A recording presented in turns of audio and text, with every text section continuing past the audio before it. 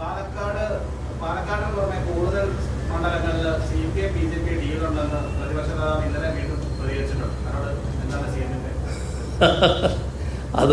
അതും വളരെ വിചിത്രമായൊരു കാര്യമാണ്. എല്ലാ മണ്ഡലങ്ങളെക്കുറിച്ചും ഇപ്പോൾ അദ്ദേഹം പറയുകയാണ്. നാളെ ധർമ്മട മണ്ഡലത്തെക്കുറിച്ച് പറയുമെന്ന് എനിക്കറിയില്ല. എല്ലാ മണ്ഡലങ്ങളിലും ഡീലാണെന്നാണ് പറയുന്നത്. ഈ പാലക്കാട് എന്താണിപ്പോൾ ഡീൽ എന്ന് പറയുന്നതിൻ്റെ അർത്ഥം? എനിക്ക് അത്രയും ആലോചിച്ചിട്ട് മനസ്സിലാകുന്നില്ല. ഒരു മുസ്ലിം നാമധാരിയാണ് അവിടെ ഇപ്പോൾ LDFൻ്റെ സ്ഥാനാർത്ഥിയായി വന്നിട്ടുള്ളത്. അതുകൊണ്ടാണോ ഡീൽ എന്ന് പറയുന്നത്? അവിടെ 1996 പാലക്കാട് മണ്ഡലത്തിൽ, ഇന്നത്തെ മണ്ഡലത്തിൽ ചെറിയ മാറ്റം ഉണ്ടാവും, LDF ജയിച്ചിരുന്നു. ആരായിരുന്നു സ്ഥാനാർത്ഥി? നൗഷാദ്. ഇന്ന് പാലക്കാട് പ്രധാനപ്പെട്ട ഒരു പാർട്ടി നേതാവാണ്. അദ്ദേഹവും മുസ്ലിം നാമധാരിയാണല്ലോ. എങ്ങനെയാണത് BJP ആയിട്ട് ഡീലായിട്ട് മാറുക? എന്ത് അസംബന്ധവും എഴുന്നള്ളിക്കാൻ ഒരു പ്രയാസമില്ല. അങ്ങനെ എഴുന്നള്ളിക്കുന്നതിനാ? ഇതിൻ്റെ ഭാഗമായി നല്ലതുപോലെ കച്ചവടം നടത്താൻ. ആരാ കച്ചവടം നടത്തിയ നേരത്തെ? പാലക്കാട് 91-ലല്ലേ അവിടെ സഖാവ് AKG മത്സരിച്ചിരുന്നു പാർലമെന്റ് തെരഞ്ഞെടുപ്പിൽ. ആരെയായിരുന്നു സ്ഥാനാർത്ഥിയായി നിർത്തിയത്? കോൺഗ്രസിൻ്റെ സ്ഥാനാർത്ഥിയായിരുന്നു. കോൺഗ്രസിനും RSSനും എല്ലാം ഒരേ സ്ഥാനാർത്ഥിയായിരുന്നില്ലേ? ആരായിരുന്നു? RSSൻ്റെ ജില്ലാ കാര്യവാഹ്. ഓർമ്മയില്ലേ? വേറെ സ്ഥാനാർത്ഥി ഉണ്ടായില്ല. അത്ര പച്ചയായി RSSുമായി പണ്ടേ കൂട്ടുകൂടുന്നവരാണ് ഈ പറയുന്ന പ്രതിപക്ഷ നേതാവിൻ്റെ പാർട്ടി. ഒരു നാണവും ഉളുപ്പും ഇല്ലാതെ അതെല്ലാം ചെയ്തവരാണ്. കേരളത്തിൽ എന്തെല്ലാം അനുഭവം, എല്ലാത്തിൻ്റെയും ലീസ്റ്റ് ഞാൻ അവതരിപ്പിക്കണം. ഓർമ്മയില്ലേ കോലീബിയുടെ കാര്യം? പട്ടാമ്പിയിൽ EMS മത്സരിക്കുമ്പോൾ അതും ഒരു കഥയാണല്ലോ. അതിനു മുമ്പ് ആ EMSനെ പരാജയപ്പെടുത്താൻ വേണ്ടി RSS പറന്നിറങ്ങിയില്ലേ? അന്നത്തെ ജനസംഘത്തിൻ്റെ രാജ്യത്തിലെ ഏറ്റവും വലിയ നേതാവ് EMSനെ പരാജയപ്പെടുത്താൻ വേണ്ടി വന്ന് പ്രചരണം നടത്തിയില്ലേ? ജയിപ്പിക്കേണ്ടത് RSS നേതാവിനെയല്ല, കോൺഗ്രസ് നേതാവിനെയായിരുന്നു. അത് കോൺഗ്രസിൻ്റെ കൂടി ആവശ്യപ്രകാരമല്ലേ വന്നത്? ഓർമ്മയില്ലേ ഇതൊക്കെ? എന്തെല്ലാം. അതിനാൽ ശേഷമല്ലേ കോലീബി സഖ്യം വന്നത്. കോലീബി സഖ്യത്തിൽ വടകരയിലും ബേപ്പൂരിലും കൃത്യമായ ധാരണയല്ലേ ഉണ്ടാക്കിയത്? ജയിപ്പിച്ചയക്കാമെന്നല്ലേ മറ്റെല്ലായിടവും പിന്തുണ നൽകുക. ഇവിടെ രണ്ടിടത്തും ജയിപ്പിച്ചു കൊടുക്കുക. അതായിരുന്നില്ലേ കരാറ്?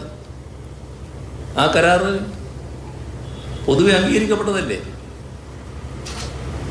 RSSൻ്റെയും അന്നത്തെ ജനസംഘത്തിൻ്റെയും ഒക്കെ നേതാവായിരുന്ന KG മാരാർ എഴുതി വച്ചില്ലേ കാര്യങ്ങൾ?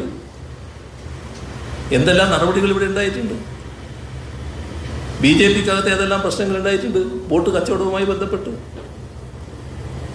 ഒരു ഘട്ടത്തിൽ കേരളത്തിലെ UDFൻ്റെ മുഖ്യമന്ത്രിയോട് പരസ്യമായി ചോദിക്കുകയല്ലേ RSS നേതാവ്, ആ കസേരയിലിരിക്കുന്നത് 41 മണ്ഡലങ്ങളിൽ ഞങ്ങൾ നൽകിയ പിന്തുണയുടെ ഭാഗമാണ് എന്ന് ഓർമ്മ വേണം.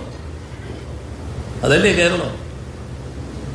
ഇപ്പോൾ സമീപകാലം എടുത്താൽ നിയമം എങ്ങനെയായിരുന്നു? 2016 നേമത്ത് ഒരു BJP സ്ഥാനാർത്ഥി ജയിച്ചു വന്നത് നിങ്ങൾക്കെല്ലാം അറിയാവുന്ന തന്നെ. രാജഗോപാൽ ജയിച്ചു വന്നു. BJPയുടെ കരുത്തുകൊണ്ടായിരുന്നോ? കോൺഗ്രസ് അല്ലേ സഹായിച്ചു കൊടുത്തത്? കോൺഗ്രസിൻ്റെ വോട്ട് കാണാനുണ്ടായില്ലല്ലോ. പക്ഷേ മറ്റൊരു ഗുണം കാക്ഷിച്ചിരുന്നു. അതിനടുത്തുള്ളൊരു മണ്ഡലത്തിൽ ഒരു കോൺഗ്രസ് നേതാവിന് ജയിക്കണമായിരുന്നു. അവിടെ RSSൻ്റെയും BJPയുടെയും വോട്ട് കാണാനില്ല. നേമത്ത് കോൺഗ്രസിൻ്റെ വോട്ടും കാണാനില്ല. ഫലം കേരള നിയമസഭയിൽ BJPക്ക് അക്കൗണ്ട് തുറക്കാനായി. വലിയ അഭിമാനം BJPക്ക്. ആരാ ഉണ്ടാക്കിയത്? ഈ പ്രതിപക്ഷ നേതാവിൻ്റെ പാർട്ടിയല്ലേ? ആ കള്ളക്കളിയല്ലേ? 2021 തെരഞ്ഞെടുപ്പ് വന്നു. നേമത്ത് വെച്ച് തന്നെ ഞങ്ങൾ പ്രഖ്യാപിച്ചു ഇവിടെ അക്കൗണ്ട് പൂട്ടിക്കുന്നു. പൂട്ടിച്ചല്ലോ. ശിവൻകുട്ടി അവിടെ തിരഞ്ഞെടുക്കപ്പെട്ടല്ലോ. ഇതെല്ലാം നമ്മുടെ കൺമുന്നിലുള്ള വസ്തുതകളല്ലേ? അതാണ് നമ്മുടെ കൺമുന്നിലെ യാഥാർത്ഥ്യങ്ങൾ. അടുത്ത കാലത്തുണ്ടായ തൃശ്ശൂർ പാർലമെൻറ്റ് തിരഞ്ഞെടുപ്പ്. എവിടെ പോയി കോൺഗ്രസിൻ്റെ വോട്ട്, UDFൻ്റെ വോട്ട്? തൊട്ട് മുൻപത്തെ തെരഞ്ഞെടുപ്പിലെ വോട്ട് UDFിനില്ലല്ലോ. വലിയ കുറവല്ലേ ഉണ്ടായത്? ഞങ്ങൾക്ക് ജയം പ്രതീക്ഷിച്ചിരുന്നു, പക്ഷേ ജയിക്കാൻ പറ്റിയില്ല. പക്ഷെ കഴിഞ്ഞ കാലത്തെ വോട്ട് ഞങ്ങൾക്ക് കുറഞ്ഞില്ലല്ലോ. എവിടെ പോയി കോൺഗ്രസിൻ്റെയും UDFൻ്റെയും വോട്ട്? ഇതെല്ലാം നാടിൻ്റെ വൃത്തികെട്ട ചരിത്രമല്ലേ? എല്ലാ കാലത്തും RSSുമായി, ജനസംഘവുമായി, BJPയുമായി കൂട്ടുകെട്ടുണ്ടാക്കാൻ, അവിശുദ്ധ കൂട്ടുകെട്ടുണ്ടാക്കാൻ കോൺഗ്രസ്സല്ലേ തയ്യാറായിട്ടുള്ളത്? UDFല്ലേ സന്നദ്ധമായിട്ടുള്ളത്? ഇപ്പോൾ തദ്ദേശ ഭരണ തെരഞ്ഞെടുപ്പ് എല്ലായിടവും പരിശോധിച്ച് നോക്കൂ. എത്ര ഇടങ്ങളിൽ ഇവർ തമ്മിലുള്ള കൂട്ടുകെട്ട് കാണാനുണ്ട്? ഭാരവാഹികൾ തെരഞ്ഞെടുപ്പിൽ കൂട്ടുകെട്ടിൻ്റെ ഭാഗമായി ആ ഭാരവാഹികൾ തുടർന്നത് എത്ര സ്ഥലങ്ങളിലുണ്ട്?